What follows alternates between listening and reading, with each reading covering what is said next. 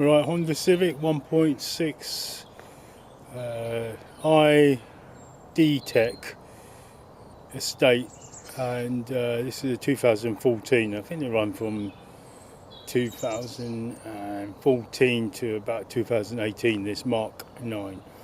Now, notice I've got some tape around here and it's already peeling. It's because when I was doing some work on it the other day, I noticed two giant cracks inside the hose there.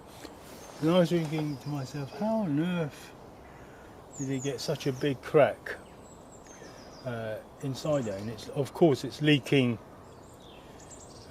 air into here and bypassing the mass airflow center, which cannot be good for your fuel efficiency if it's not passing your fuel filter.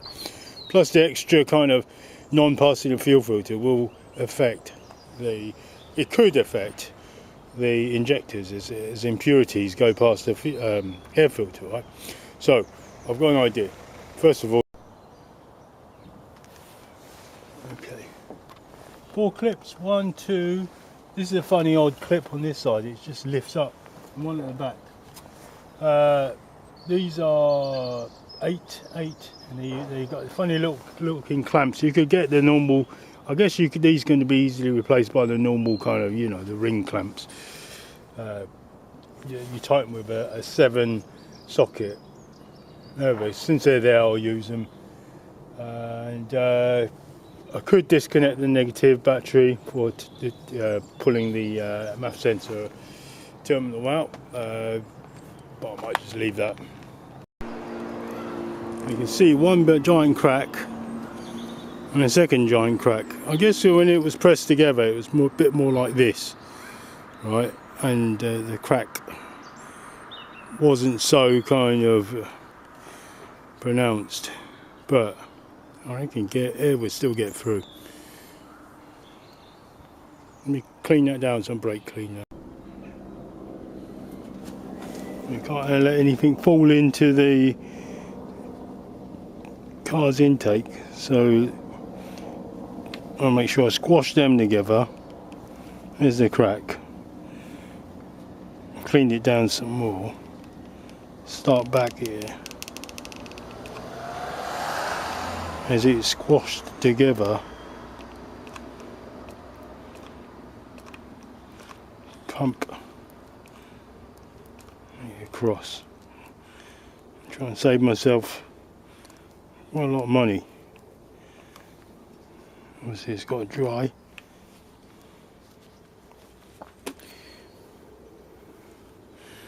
You hold it until it sets. It'll be a few minutes.